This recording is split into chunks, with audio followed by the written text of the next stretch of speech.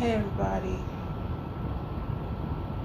So yeah, I am back on Black Food Folks Feed and so excited. Today we have Chef Binta of Fulani Cuisine, and I see her, so we'll bring her right in.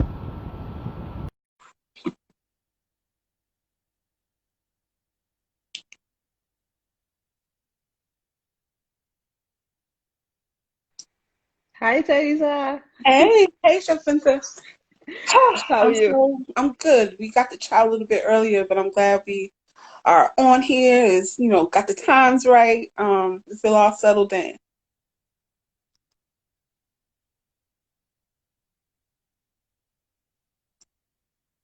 Uh-oh. Are y'all seeing us in conversation? Because Chef Binta's um pause for me. Hey, Yes, Chef. sorry, I'm back. No. Good. Okay. So, how are you doing? I'm doing okay. Yeah. I'm doing well, hanging, trying to adjust to the new normal, pretty much. Okay. I'm sorry. I think we got a little cut off really early Yeah, for a second. I think, are you be better now? yes, I'm better now. Okay. Sorry about that. The internet No, no, is unstable a bit on my side. no worries, no worries. Ah, We will pick it up if we drop out. It's no big deal. yeah, So I'm yeah, doing okay. Yeah, hanging in here, taking one day at a time, trying to adjust to the new normal, trying to see ways how to just, stay sane while hmm everything else falls into place. How have you been? been doing okay. Kind of the same. I think everybody is just kind of watching the world and sort of just trying to think about how to regroup. Um, Yeah. I when class me to do this talk, I was excited because there's so much about Fulani cuisine I don't know.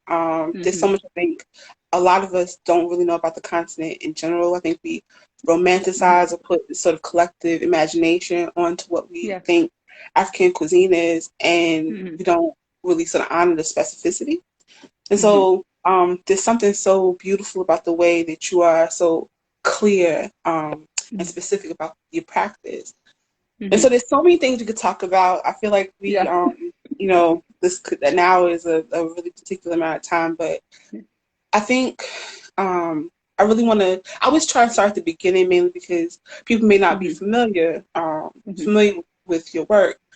Mm-hmm. Um, so talk about from where you're from, because I think Yeah. something about that origin. So I think a lot of chefs have this really Yeah. romantic, fully lush, Yeah. origin food Connection. story. Hmm Exactly. And Yeah. I mean, So, mhm. yeah. So I was born and raised in Sierra Leone, and my family is from Guinea Conakry, which is Sierra Leone and Guinea share borders. And there are so many similarity when it comes to the food, the culture, the traditions. And I'm from a tribe called Fulani, so the Fulanis, which is the largest nomadic tribe in Africa. We are over 40 million people. And the interesting thing about my tribe is that we are nomads. Literally, our lifestyle, religion, tradition, culture, everything is centered around our way of life. And we rear cattle for a living. That's what the Fulanis are known for. hmm And that's why we also move around a lot because it's always about our cattle, hmm where it's green for them. Yeah, we always try to stay around the highlands because it's best for the cattle rearing. And when you think about Fulani cuisine, our ingredients are also influenced by our lifestyle. So most of our ingredients are sun dried, ready for on the hmm go, because we are people who move from one place to another. So yeah, I'm from the tribe, Fulani tribe, born in Sierra Leone, raised family from Guinea. I spent most of my childhood in Guinea Conakry, also the village, because every holiday I used to go there and spend time with my grandmother. So a lot of my philosophy and the cuisine I'm promoting is influenced by that. And now mm I'm currently based in Accra, Ghana, where I'm hosting pop-ups. So I have a nomadic restaurant actually. It's called Fulani Kitchen. And the concept is called Dine on a Mat. So I get people to sit on the mat Yeah. eat with their hands. So I'm trying to bring all my food culture and traditions into every event I host, because most of my events are inspired by my childhood, also my traveling across Africa, because I travel a lot across Mm. Africa, visiting all these Fulani communities, which I'll touch later on because we are all over the place. So I try to travel from one country to another and find specifically the Fulani people and then learn from the locals, document these recipes, because that's one thing I've been doing, documenting these recipes, because it's a tribe that is actually, most of our traditions and cultures fading away because politically we also have some issues with farmers and all that. Yeah, pretty much documenting recipes and sharing my culture to the world. So I host events. I've hosted events all across, okay, not all over the world, but almost everywhere. Mm-hmm. In terms of America and Africa, Europe. So yeah.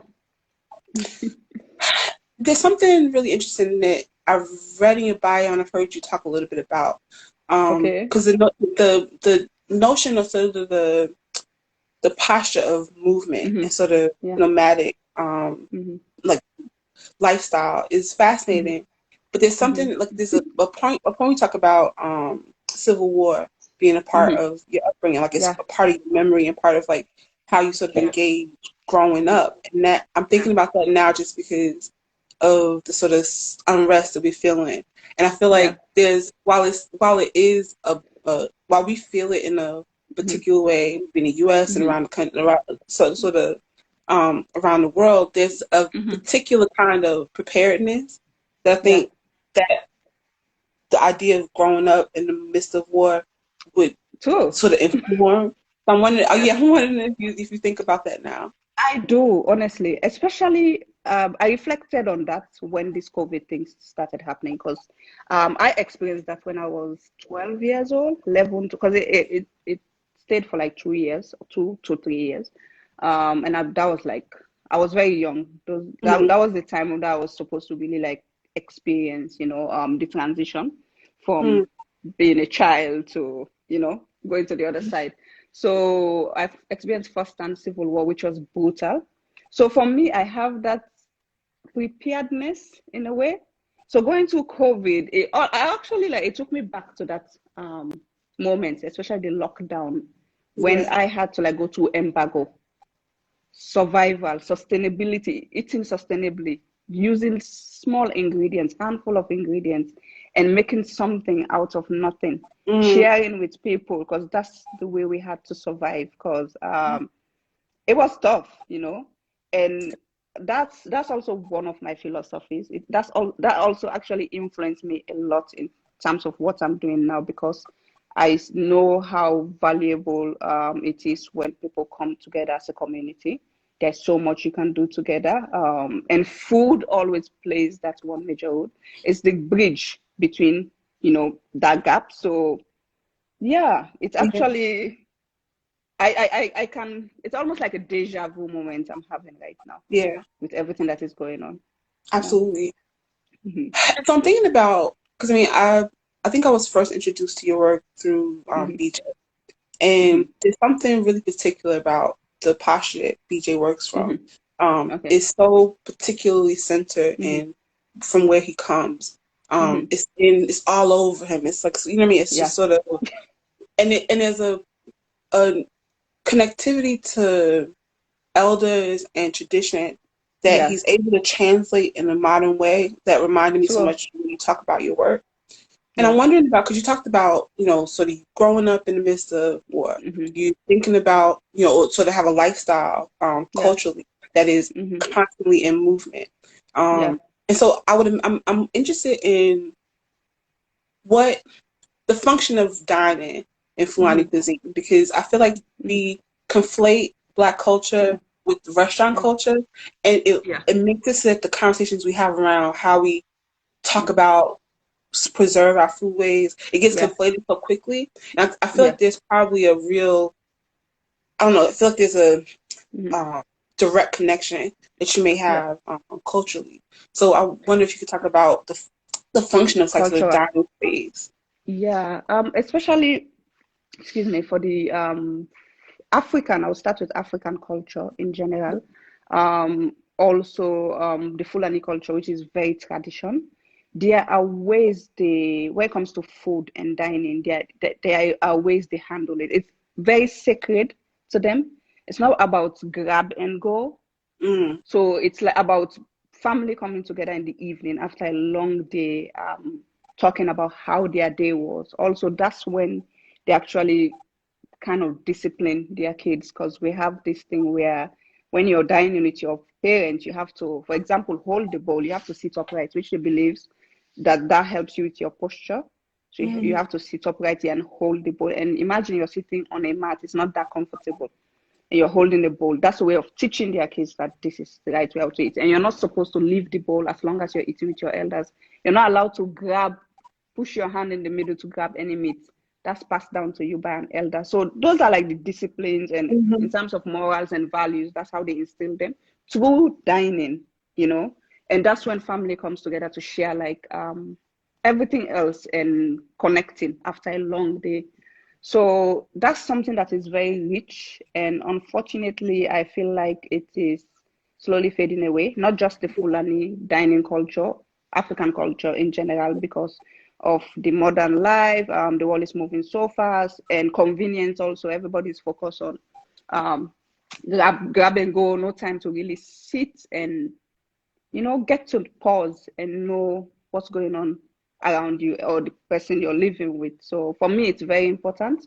That's why I started this movement, right, bringing people together, yes, as a community, and sharing food. It doesn't matter who you are, where you're from. You could come from Asia or wherever, but I think that that's a way of preserving my culture by leaving a footprint for everyone to see. So brilliant and fascinating, and I guess it's taking me to wonder about, because you went to culinary school, right? Like you, yes, you went to culinary school in Kenya. In Kenya, yes. And so, you are from a culture that's about movement, about specificity in food, and I wonder about the function of culinary school for culturally, because I mean, I wonder about places like the Caribbean, throughout the Caribbean, where culinary schools function as almost right training grounds for young people to go into industry there, right? Like to support the mechanism of tourism. And I'm thinking about, you have a culture that's so like community or sort of culturally centered. What is the function of culinary school in that sort of culture?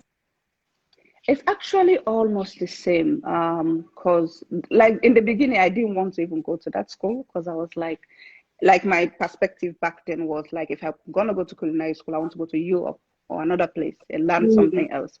But it was amazing, because the school I went to, the main campus is actually in Greece. And the reason why I didn't go to Greece, because then like it was bad, the economy in Europe.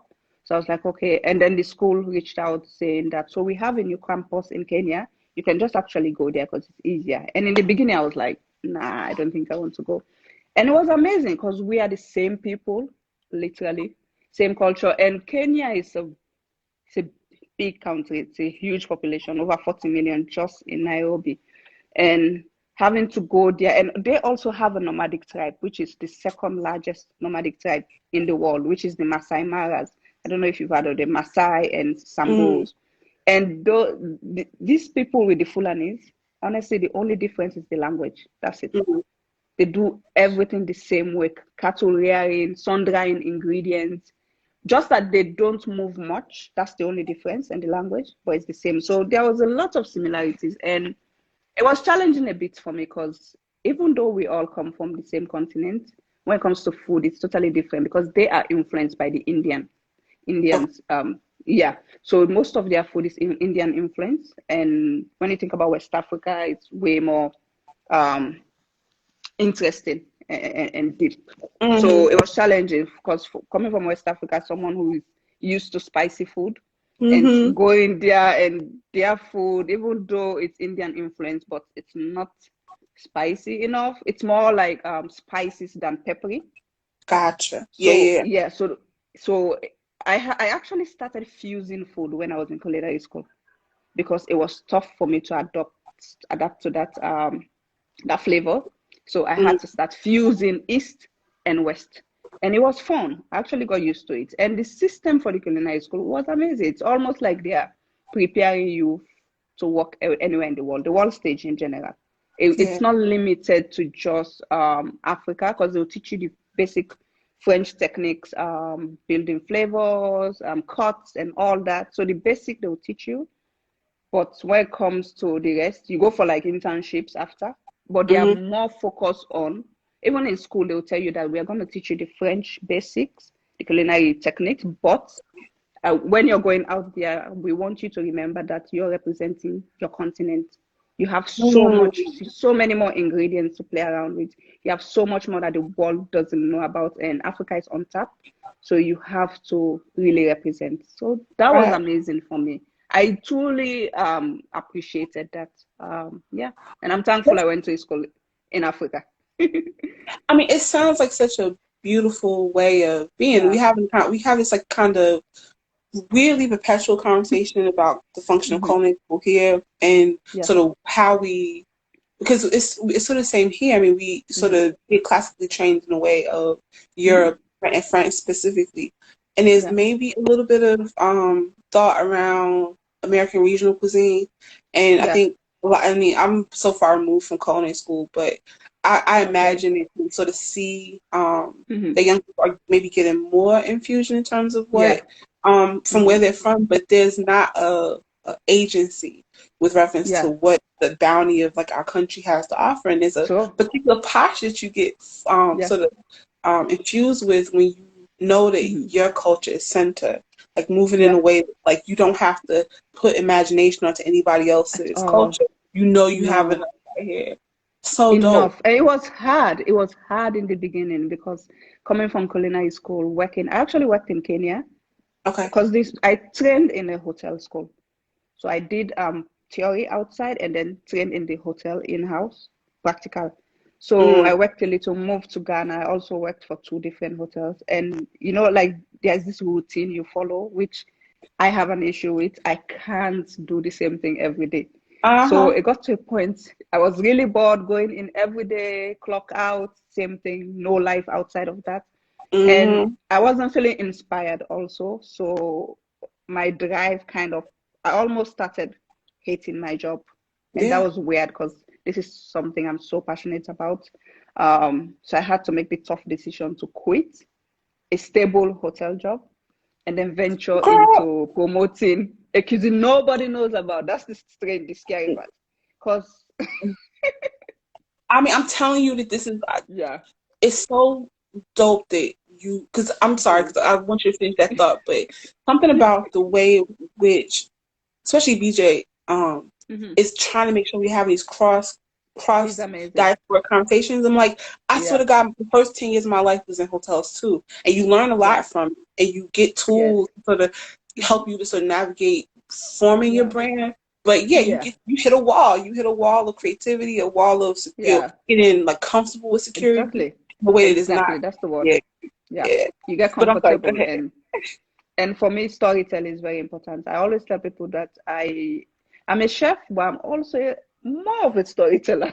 Seriously, because Yes. I think anyone can become a chef. Anyone can be a chef. It depends as long as you have the passion for it. But when it comes to storytelling, it takes a special skill, I would say. Yes. It's about Yes. how comfortable you are, yeah, with it. So yeah, so I started, and it was really tough starting in Ghana and in the continent also. People are not adventurous when it comes to food, especially Mm-hmm. our Africans.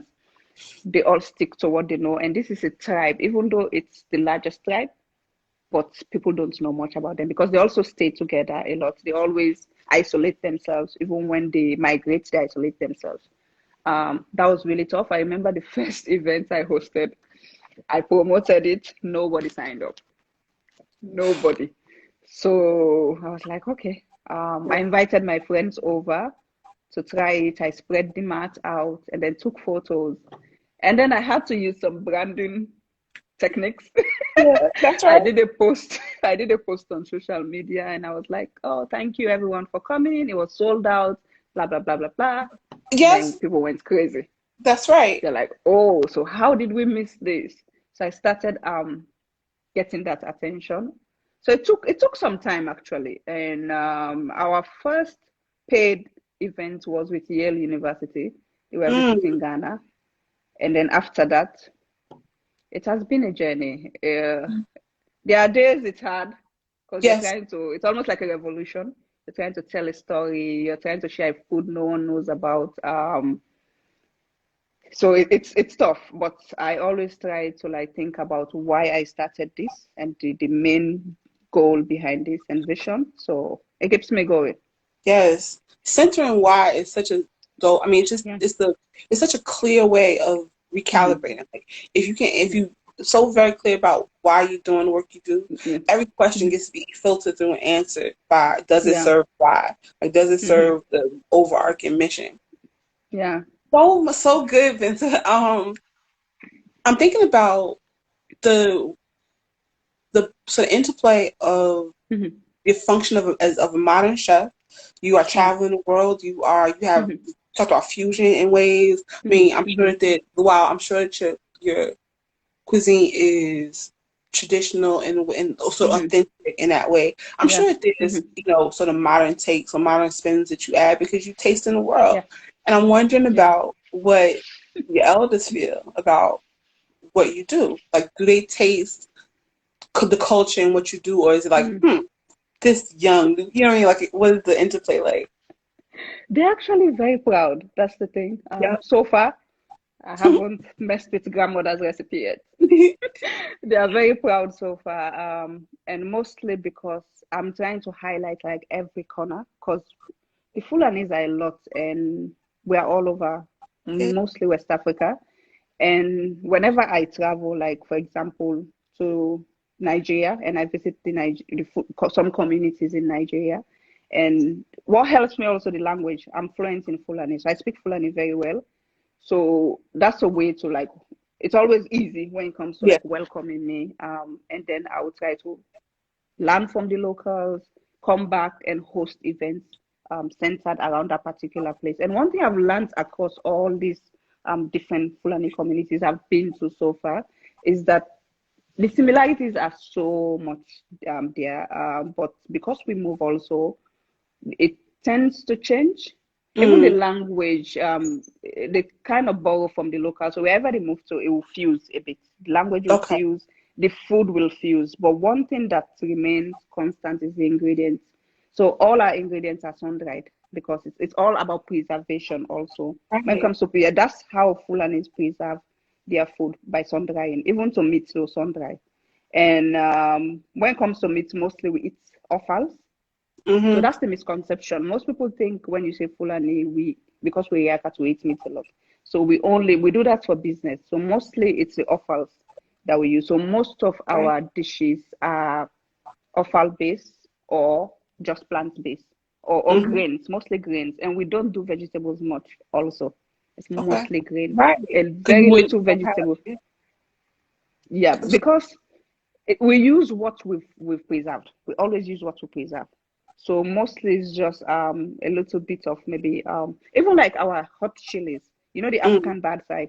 We also like we sun dry that. So mm-hmm. everything is sun dry. We hardly use like fresh vegetables. So that's where like I try. That's the only I guess rule I've been trying to break when it comes to modernizing the Mm. Fulani in recipes. It's infusing Because fresh I'm water. like yeah, because I feel like when you think about food now, if we're trying to change the narrative in a way more healthier, sustainable Yeah. way, you have to think about farming, which is a huge part. And that's one thing I'm involved in also, farming with women, just to like Yeah. empower women in farming, because I feel like women are not that involved in farming. Yeah. So I try to like use fresh ingredients mostly. Even when I fuse, I don't fuse too much. I want the dish to still when it comes to the flavor, I want it to stay The authentic DNA of it. as Yeah. much as possible. Yeah. I'm thinking also about because there's something in what you were talking about with reference Hmm. to how you translate ingredients that people may not be Hmm. comfortable with or not Yeah. familiar with. I'm thinking about like Pierre I Chang. have a story for you for that. Continue. No, please, because I'm thinking about like you. I read that you were a Fonio Hmm. ambassador, and Yeah. just I'm Yeah. it's just like yeah, please go off. I didn't do Yeah. yeah. Okay, so the first one, when you were saying something about people being comfortable. So I remember I hosted an event and because I use offals, the Fulani Mm. use offals, so I was using goat testicles. Mm. That was that was tough. You should see I'm the sorry. reaction. And it was so funny at the end. It was like the highlight of the night. People were cracking so many jokes around it I'm on the sorry. mat, and most of them it was their first time to try it. Right. And I also got to like learn something from that because the Ghanaian culture, mostly across Africa anyway, when it comes to eating testicles, it's always reserved for the men. Mm. So Okay. that was the topic on the mat that the Mhm. people were like, okay, so like I learned a lot from that. Why other cultures are like reserve that for the men and all that. So it's interesting. I've been learning a lot through that also. As much as I'm sharing, I'm also learning from them. And fonio is one grain you mentioned that I'm very passionate about, and it's something I grew up eating, especially during the civil war in Sierra Leone when we moved, because we had to like leave Sierra Leone and move to Guinea, my Mhm. ancestral home. And I come from a very big family, huge. I have like close to 100 cousins. So Wow. imagine. And we Wow. had to move into a small village together. So it was tough. Rice couldn't sustain us. Even like everything else that was around that time couldn't sustain all of us because we were a lot. And imagine eating breakfast, lunch, and dinner. So fonio was our way of surviving. Right. And because they grow it a lot in that part of Guinea, it really was interesting to see how much they use that and in different ways. But after I left Guinea, I totally forgot about it, honestly. I moved past because in Sierra Leone, people don't eat funny that much. Even now in West Africa, I still find it fascinating that most people don't know anything about funny. So yeah, I forgot about it until recently. I started paying attention again and taking me back to my story, how we survived eating fonio for Mhm. breakfast, lunch, dinner, making it different, interesting ways. I had to bring it back into my menu. Almost always you find fonio in my menu, and I decided to start a project where I'm working with women in the north of Ghana to grow fonio and then sell it. But yeah, it's a new project. I'm still working on it. Hopefully, after COVID, it will Yes. be, yeah, it will be, I would have put it together. Yeah, Please keep us aware because I mean I think I people should will. follow Fonio Kitchen. The website is beautiful. But just Thank also you. social, so just making sure we connected Okay, because right now people I think are so focused on what they can do because there's an true. there's a And impotency empathy. to like not really Yeah, being able mm-hmm. to have. We True. can't do anything about the pandemic right now. We can't do anything Yeah, about some of the civil unrest, at all. but you can Yeah, filter resources to folks who are doing true. legitimate dope work. Mm-hmm. We're doing good on time. We're about at the halfway mark. And Yes. there's something that you talked about really early on in our Mm-hmm. conversation about storytelling and the function Mm-hmm. of your pop-up as storytelling. There's two Mm-hmm. things in that I found really interesting, but the first is Mm-hmm. not just I mean it's I'm not interested necessarily because I mean you clearly are a gracious person. I'm sure you're very Thank you. patient, but Mm-hmm. there's a labor to translating culture in a way that is inviting, that Yeah, leaves grace for questions yeah, or people not yeah, having reference. And yes. so, like to your point about like how the dinner Mm-hmm. table and the mat sort of Yeah. equalizes expectation. Like Mm-hmm. anybody who can come to your experience Yeah, have enough yeah. sort of fair Mm-hmm. warning about what to expect, so that they Yeah. come with sort of an open Mm-hmm. spirit. But I'm wondering Yeah. about um whether you are thinking at all about the preciousness of culture and sort of how you Mm-hmm. translate and what you do and don't Yeah. share. Because it is Yeah. something really intimate about Yeah. the specificity of community in that way. And this, once you put it Exactly. out for public consumption, you really Yes. can't control how people At receive it. all. So I'm just wondering True. about like that process and like Yeah. what that looks like for you. So I always remind myself that I have to respect it first. Respect. Mhm. Because this is me. It's me. Like it. I feel I'm an ambassador for all of them. So and because I know the culture so well, as much as I want to share it to the world, I also have to respect it. So I always think about that part. And whenever I am hosting an event, I want the person to walk in and experience it. I don't give like previews. I want you to walk in and leave as an ambassador. I want Yes. everyone that walks into my like space should leave as an ambassador. For me, Yes. that's the most fulfilling thing for me at each event. Each event is like the first event for me. I always treat it like that. So I'll give you a little bit background. So mostly Mhm. when the guest arrives, they are welcome. They have a place where they leave their slippers, as we do in the village, or just like in the Fulani setting. You leave your shoes or your slippers in one corner because that's respect. Also, you can't walk with your shoes in a Fulani home or That's right. house because you've stepped all over. It's not sacred. Yes. So you leave your shoes. That's a way of paying respect to the guest, and then they welcome you with either milk, warm milk, Mhm. freshly squeezed like from the cow, and then Yes. also they welcome you with that. And then once the food arrives, so every dish that comes out, I always tell a story. And then before they start eating, we always bring like a calabash. You know calabash, right? Yes. Yeah. Yeah. Yeah. So they wash their hands with warm water in the calabash. So each guest will wash their hands with lime water, and then each dish that is coming out, I'll tell a story. And I always try to do my research based on that ingredient and why is it prepared that way? Like what's the story behind it? The labor of love behind it, Yeah. everything else. Um, and that's me sharing my story, my people, representing them in a way, telling all these stories of these women, these men, that Yeah. that I Oh, represent. So I want to go. it's I can't wait to have you. So it's really sacred to me, and it's that's why it's easy for me because I am not telling someone's story.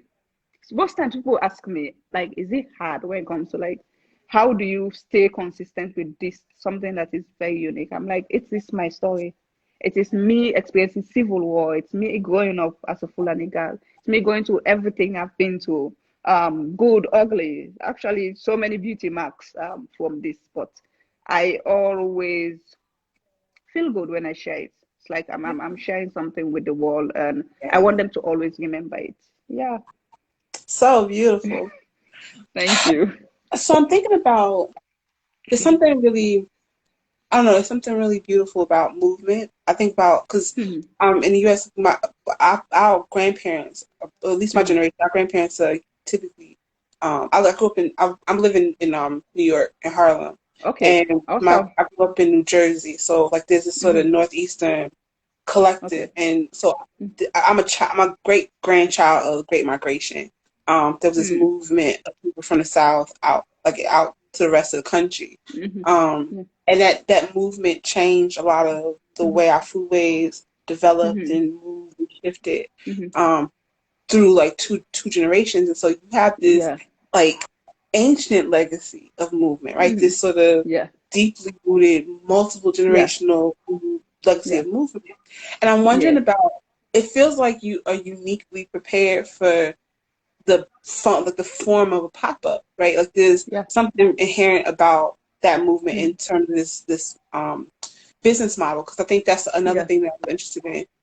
Because Yeah. I think sometimes we think about the culture or the Mhm. cultural community nature Mhm. of a Yeah. lot of African communities and don't Mhm. necessarily think about the function of business in Yeah. terms of calling practice. And Mhm. I'm wondering, one, are restaurants in the Mhm. form we are typically accustomed to in the US or maybe in Mhm. Europe a Yeah. thing outside of hotels in Mhm. Ghana or at other Yeah. places you live, and also Yeah. the pop up function Yeah. as a business model. How are you thinking Yeah. through that process? Wow, that's something I am still trying to figure out. And the reason why, actually, the thing is, I don't think I'm ready for that because Mm, I think it is so unique that I would rather have it as a nomadic kitchen right, to right. move it from one place to another because my people move from one place to another. I feel like the moment I um kind House of it. open a restaurant, exactly house it, it will lose that authenticity. You know what I Yes. mean? But if Yes. I'm moving around with it and I have a team that understands the Yep. function, and I'm there present, because that can be challenging. Sometimes it's hard for me to be away and have Mm. my business run. I can it like Chef Binta has to be where Fulani Kitchen is. It is Right. challenging because Right. sometimes someone wants to experience it, and maybe, like for example, when I was in Charleston, BJ, there were bookings for that. I couldn't because Mhm. it goes with the story. Yeah. So for now, I would rather have it as a nomadic pop-up restaurant for now. Yeah. And we are still growing as a team. We are still learning every day. There's so much for me to learn through Mhm. this. Maybe there will come a time where I'll be more open to like opening a physical space. I mean, no, So I it's wasn't asking if that. I didn't yeah, think I wasn't asking if one was more attractive than the other. I just yeah, think that it's really yeah, interesting because I think yeah, a lot of the conversations in the U.S. I'm sure around, yeah, especially around Europe, mm, the conversation now is about how to pivot in a way yeah, that makes us more yeah, flexible and dexterous in terms yeah, of yeah, thinking about different models. Because here, yeah, restaurants are the space that is yeah, most credible, and it's yeah. clearly not the most profitable. It's not the most sustainable. It's not the most At all. equitable. So Yeah. I feel like you are way ahead of any It's kind of easier credit. that way. But Teresa, right now, because of COVID, I think it has been affected Yeah, seriously because this is a pop-up restaurant that is centered around intimate dining, right. bringing people That's the other together. part. Exactly. And now we are at a point where we are talking about social distancing, not touching others, not, Yeah, so it is affected right now. It is greatly affected. So I'm trying to think through a way how I can remodel it and make it more sustainable and also follow all the health and safety um, guidelines and make it and still be appealing to the client. So right. we are still trying to figure that out. Yeah. But that's the thing, Mm. right? I feel like right now we all sort of having to reimagine what that's going to look Yeah. like. But I'm also wondering Yeah. about because that was going to be my next question about sort of Hmm. how Ghana is responding Hmm. to COVID and Hmm. what kind of leadership you have government wise in Hmm. terms of best practices or anything because Hmm. here it Hmm. just feels like we are adrift because we have Yeah. no real leadership in terms of Hmm. our federal government and Yeah. states are kind of Hmm. doing their own Hmm. thing and it's disjointed and I'm Yeah. wondering if Hmm. government wise or sort of even state to state or community to Yeah. community you have Yeah. anybody who's really leading that kind of Yeah. best Hmm. practice charge. Perfect.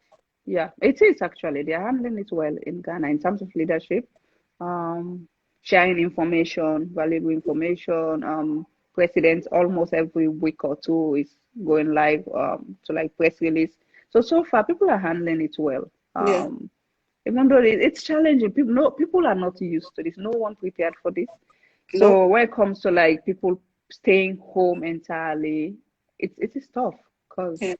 you know, you have to put food on the table and sort out. So it's been like this. It's challenging, but I feel like we are handling it well in Ghana. Really, we That's are. awesome. Yeah. So we doing excellent time, Binta. We moving right along. Um, I wanted to talk about the food because Hmm. hearing some of the menu I like items, seeing the pictures that you post, Hmm. um, just everything sounds so like I hearing you describe certain things. I can in my like close my eyes, I can taste it.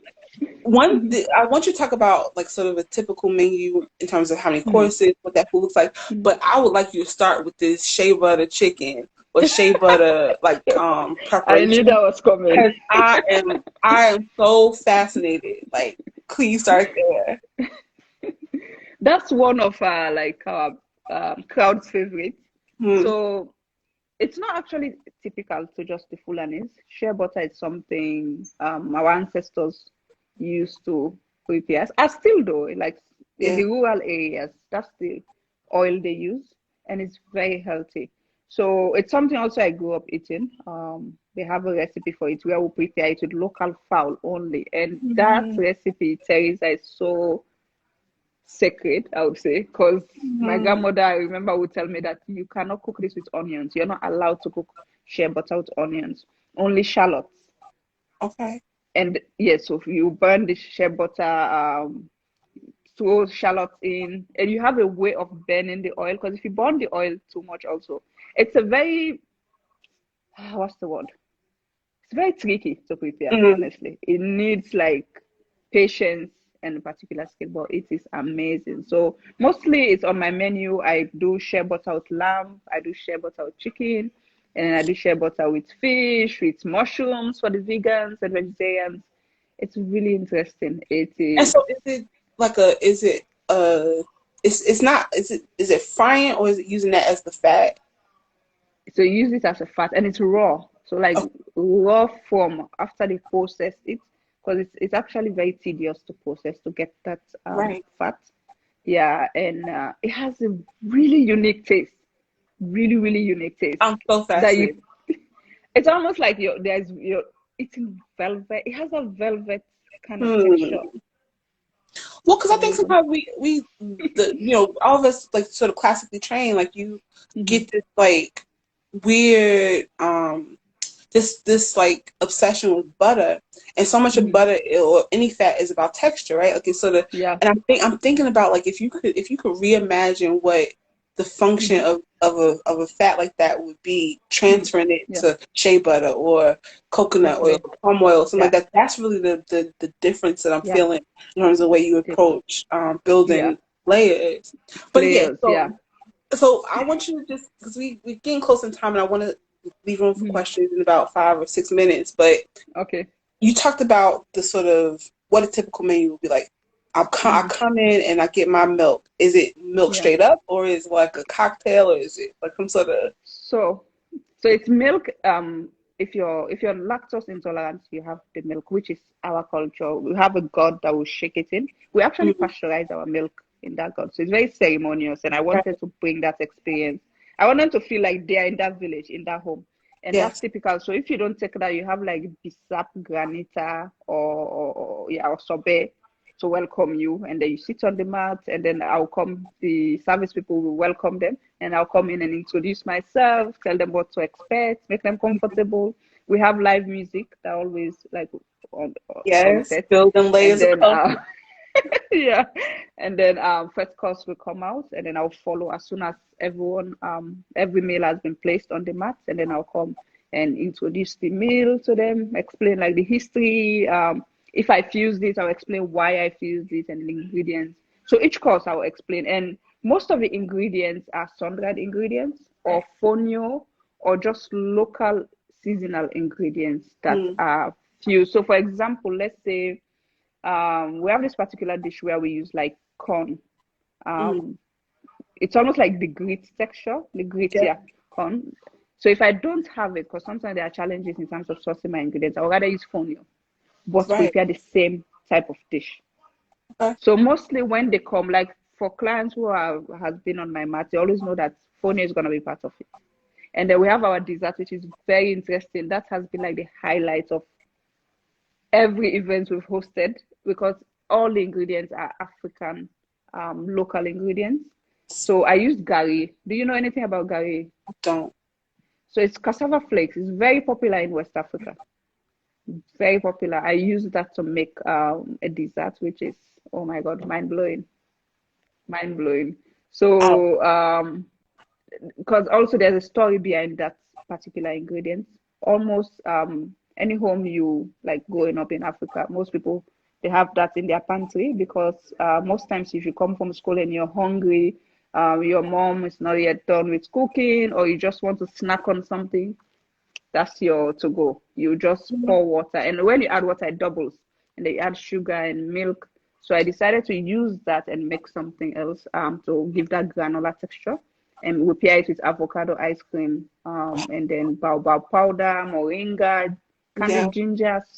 So it's one of those things you're eating, you're experiencing layers of flavors. You can actually identify each like Yeah. ingredient while you're eating. It's an Yeah. experience. That has been their highlight so far. I tried to take that off the menu. Now it's like the only dessert we have actually, because Okay. people can't get enough. So I'm like, okay, let me get lazy and just stick to this one No, because crowd it's good. pleaser, the crowd pleaser. You got it, yes. Yeah. And I think, but that also makes a lot of sense because if I feel like people don't really understand the pressure and the sort of Yeah. unique nature of Well, like pop-ups and catering in general. It's kind of like you have yeah. to sort of deal with It's a that lot. whatever you have coming. So you got to have that Hmm. bag of tricks that Yeah. you know is going to work wherever you Yeah. go. Um, Exactly. yeah, it's I think yeah, And those signature dishes are and so that dope. dessert is our trick. Yeah. I love That it. one is it's a win-win I for mean, everyone. there are these videographers, Paul and I Yep. think Tracy Grant, out of Hmm. DC, and I don't know if you saw this feature on Hmm. BJ. They did like a little Okay. short, but they're really beautiful Hmm. storytellers, and I like so they Yeah. like people who they sort of imagine this series called Thing. Hmm. Revival, and they sort of Yeah. taken it like sort Mm. of the spirit of Chef's Table on Hmm. Netflix and Wow. sort of thinking of it through the lens of Black food culture. And I'm like, you are like a Right. perfect subject for them to talk to because it's so I would brilliant. love that. I would Yeah, love that. I'm gonna make sure I send this to them because this is so Okay. beautiful. We storytell. Thank you. I feel like we're getting close to a critical moment. And I don't see a lot of questions Yeah. though. If y'all don't ask any Wow. questions, I'm gonna keep going. Um, I'm thinking about the Hmm. work you're doing around advocacy and Hmm. what that looks like in a modern way. I think Hmm. sometimes it's a very like the romanticism of the continent is really interesting, but sometimes Yeah. I think people want to be helpful, but they don't listen to the people who they're trying to help. True. And it's something really beautiful about the way in which you're trying to empower women specifically. Yeah. I'm Hmm. wondering about what like there's almost a social contract that exists when Hmm. you're trying to think about a product like Fonio. I mean, the work Pierre is Yeah. doing, Hmm. the work he's doing in terms of Yeah. how to almost turn a Hmm. culturally significant product into a commodity for Yeah. like global consumption. There's a Hmm. really particular intention you have to have that Yeah. True. makes sense. And I think Yep. centering the women who Yeah. are of the place that grain comes Hmm. from is really Yeah. beautiful and intentional. Hmm. But I'm wondering about what that process is like. I mean, what's the conversation that happens when you are asking, one, showing these women maybe I feel like we get in buffering a little bit, and I want to make sure we get her full answer. This is so brilliant. Um, okay,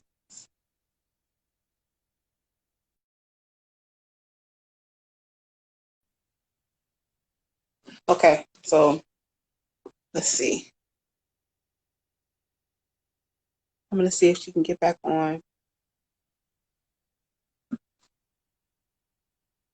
Y'all, isn't this crazy? Like, okay, here we go.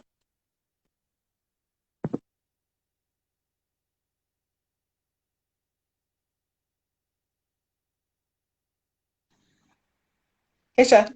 We're back. Perfect. Yeah. Perfect. Um, Hmm.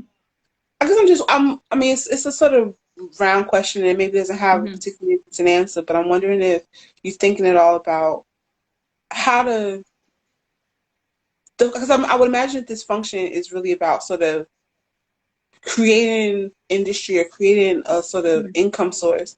Yeah. Um, for people who maybe don't have Yeah. access to other Hmm. industries. And it becomes this thing of an industry that's emerging. So Yeah. clearly you're going to need bodies and folks who invested. And these Yeah. women probably become the most reasonable, most plentiful True. Yeah. source of labor. Hmm. But I'm wondering about like what that looks like in terms of equity and parity and like Okay. how what that Hmm. sort of social contract looks like in terms of getting them to buy Yes. into the industry Hmm. part of it. So it's actually it's interesting. So the reason why I started this in the first place, I went to the north to do a shoot because I made traveling for inspiration, and then I remember this Fulani woman sitting next to me after doing the shoot and everything before leaving, and she was asking me for money, and then I gave her, and then she was like, we are so tired of staying home. We would really. So the thing is, the fonio was being grown by a different tribe in the north. Mm, And then they are like the Fulani people because they migrated and stay in one place. So they're just there waiting for the next move. And she was like, we want to be part of this, but they are not allowing us to be part of this. Mm.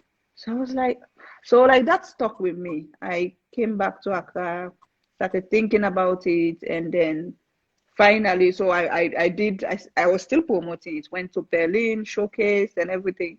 But there has been this burning desire to really kind of reflects to what that woman said, because I'm like, there's a need for it. And the thing is, for me, it's not just about getting them involved to go the phone and meet, export Mm-hmm. it or whatever. For me, it's about them surviving from this, getting a fair share Yeah. from this. Yeah. Also impacting them in a way where if they're financially stable, because one thing the Fulanis don't believe in also, especially the nomads, the ones that really move, they don't believe in education because Mm. they're hardly in one place.